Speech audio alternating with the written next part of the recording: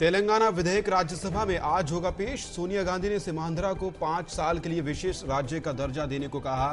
प्रधानमंत्री ने विधेयक पर समर्थन के लिए भारतीय जनता पार्टी के वरिष्ठ नेताओं से की मुलाकात।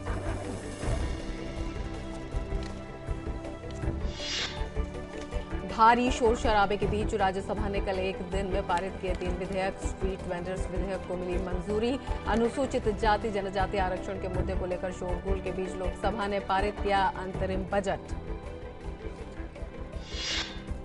राहुल गांधी ने की तमिलनाडु सरकार द्वारा राजीव गांधी हत्या मामले में दोषियों को रिहा करने के फैसले की निंदा। कांग्रेस ने भी इस फैसले की भर्त्सना की।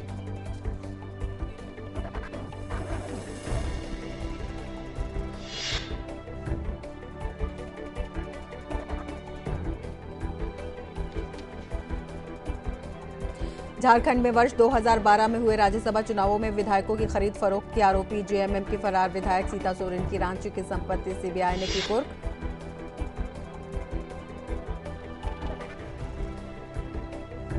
कांग्रेस उपाध्यक्ष राहुल गांधी ने अपने संसदीय क्षेत्र अमेठी में किया रेल नीर के प्लांट का उद्घाटन। भारतीय स्टेट बैंक की तिलोई ब्रांच का भी उद्घाटन। कहा, केंद्र सरकार उत्तर प्रदेश के विकास के लिए कर रही है हर संभव मदद। दिल्ली में भाजपा की ओर से मुख्यमंत्री पद के दावेदार डॉक्टर हर्षवर्धन को एक बार फिर सौंपी गई दिल्ली बीजेपी की कमान। तीसरी बार अध्यक्ष बनेंगे हर्षवर्धन। विजय गोयल ने दिया इस्तीफा। 2014 के लोकसभा चुनावों के लिए तृणमूल कांग्रेस को मिला सामाजिक कार्यकर्ता अन्ना हजारे का साथ। दिल्ली में पार्टी प्रमुख ममता बनर्जी के साथ संवाददाता सम्मेलन कर अन्ना हजारे ने कहा कि वो तृणमूल कांग्रेस के लिए करेंगे चुनाव प्रचार। देश में आम चुनावों की सुगबुगाहट शुरू हो गई है। चुनाव तैयारियों का जायजा लेने के लिए आज चुनाव आयोग की राज्यों के चुनाव अधिकारियों के साथ नई दिल्ली में बैठक।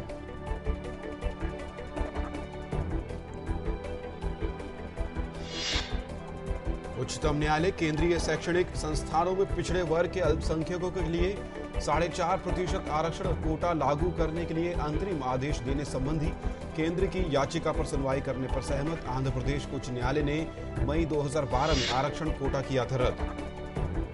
उच्चतम न्यायालय ने कहा, किसी भी धर्म के लोग बच्चों को गोद लेने के लिए स्वतंत्र। इस फैसले से मुस्लिम समुदाय के लोगों द्वारा बच्चों को गोद लेने का रास्ता हुआ साफ। अदालत ने कहा, व्यक्तिगत कानून स्वीकार नहीं करने वाले किसी भी धर्म का व्यक्ति बच्चे को गोद ले सकता है।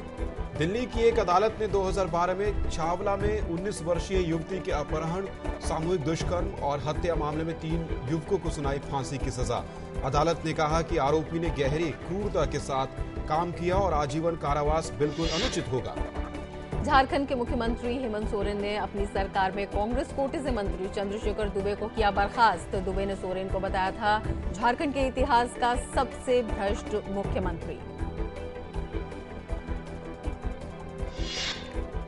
भारत और पाकिस्तान के बीच श्रीनगर मुजफ्फराबाद मार्ग पर नियंत्रण रेखा के समीप आज से फिर शुरू हो रहा है व्यापार। 17 जनवरी को एक पाकिस्तानी ट्रक से ब्राउन शुगर पकड़े जाने के बाद उत्पन्न तनाव की वजह से इस रूट पर बंद था व्यापार। भारत और बहरीन ने अपने द्विपक्षीय सहयोग को संस्थागत रूप देते हुए विदेश मंत्रियों की अध्यक्षता वाले एक उच्च संयुक्त आयोग के गठन का किया फैसला। भारत यात्रा पर आए बहरीन के सुल्तान और प्रधानमंत्री डॉक्टर मनमोहन सिंह की मौजूदगी में समझौते पर हुए हस्ताक्षर। सोशल नेटवर्किंग की कंपनी फेसबुक $16 अरब में मोबाइल मैसेजिंग कंपनी व्हाट्सएप को खरीदेगी। Online messaging portal WhatsApp smartphone इस्तेमाल करने वालों में खासा लोकप्रिय।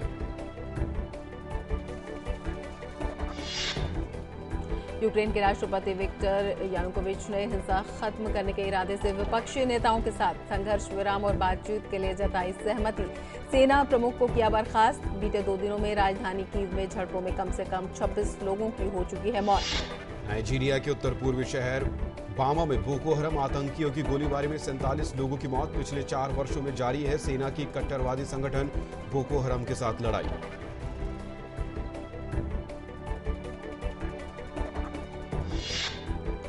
लेबनान की राजधानी बेरूत में ईरानी सांस्कृतिक केंद्र के पास हुए 2 विस्फोटों में 6 लोगों की मौत, 129 से अधिक घायल।